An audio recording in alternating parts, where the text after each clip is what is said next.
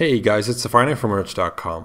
With membership prices rising in 2015 and a decrease in Jagex's financials, there is now more attention to the future of RuneScape and how Jagex is doing as a business than ever before.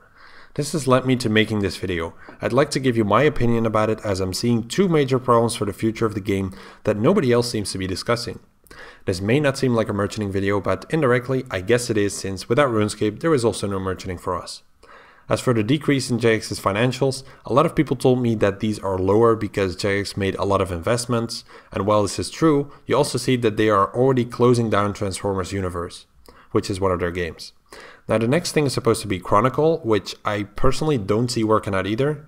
The fact that Jagex wants to use the story and the setting of RuneScape, which they have built up over the years, to create other games in the same universe is great, but in my opinion it is not going to solve their two main problems, which lie a lot deeper. Don't get me wrong, they do need side projects that can eventually be responsible for a respectable part of their revenue, but they aren't going to grow to that size if the core problems aren't dealt with first. Let's have a look at the amount of players online over the past 6 months. The site called 07 Tracker tracks it, and you can see that it is rather stable in overall except for the bonus XP weekend. For any game to be competitive to secure its future, it obviously needs an increasing player base, and the easiest way for a game to gain players is by word of mouth, and that is exactly where the first problem lies for RuneScape.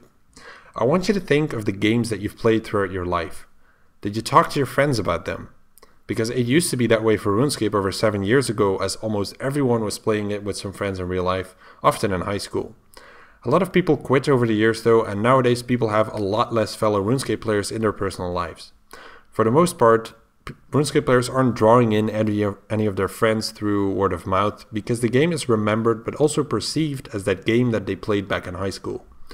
A lot of the older RuneScape players that could never really quit or never wanted to mostly don't talk to their friends about the fact that they are still playing, because they are worried that they might get laughed at. Deep down inside there is a sense of shame for a lot of people over the fact that they are still playing, as playing RuneScape isn't really perceived as cool, while on the other hand, people talk about games like League of Legends or the newest first-person shooters all the time, and it is something cool if you're good at those. Now think about yourself and let me know in the comments, how many of your real-life friends know that you play RuneScape?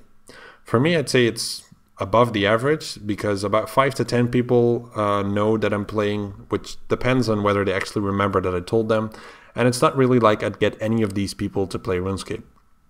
Before I worked on merch, hardly anyone knew, but since people are curious what I'm up to, I talk to them about the site and the community here and what I do. But for most people, I can imagine that a lot less of their real-life friends know that they are playing, and for plenty of you, it might not be anyone at all. So some of you might argue that to get new players, we just need more content in a game like bosses, but to a new player, it doesn't matter whether there are 30 or 80 bosses. They haven't tried any of them yet, and they are a long way from getting to them.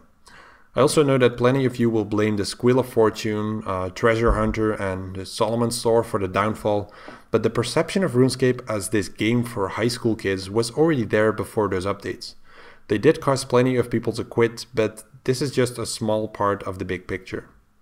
Then adding rewards like refer a friend aren't really the answer either, because people are too driven by the bonus XP and they obviously abuse it. Rather than actually going around to tell their friends about the game that they are playing, helping them out and playing alongside them. So if RuneScape wants to grow, then in my opinion, the perception of the high school game needs to be changed, and the reluctance to talk to your friends about it needs to disappear. The word of mouth boom to bring back old school RuneScape was an exception, of course, and it's the single reason why that community is doing so well. People return to the game they knew with their old friends, and RuneScape 3 can't really replicate the success, as it has changed too much for most of the old players. So if RuneScape wishes to grow, it needs new players, and there are a ton more people out there that have never heard of RuneScape before.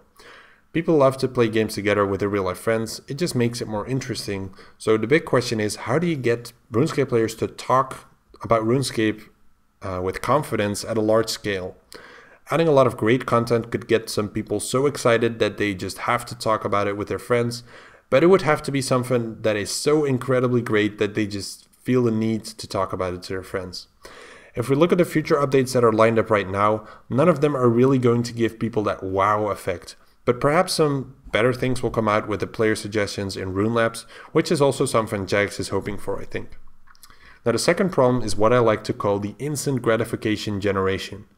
Kids in wealthy countries are being raised nowadays with everything just a tap away, with same or next day delivery of goods, with quick and simple things that are entertaining, while the philosophy behind RuneScape has always been to put in a lot of time to get anywhere. The older players that helped this game to grow so much back in the day are prepared to do this, but the younger players are not willing to invest hundreds or thousands of hours for minor successes. They are simply not raised that way. This makes RuneScape not appealing to them, and it makes it look like just one out of so many games.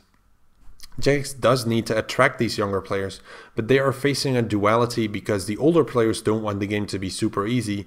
They want their achievements to remain valuable and meaningful because they worked so long to get them. Not attracting younger players also isn't an option for Jagex because as we grow older, we get less times for games and we move on.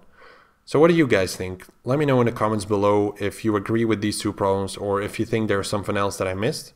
I do hope that Jagex has plans to work on these issues. Merch is a RuneScape related site after all, with a community that purely exists of RuneScape players. So our existence is tied to that of RuneScape at the end of the day, so we do really want it to succeed, of course.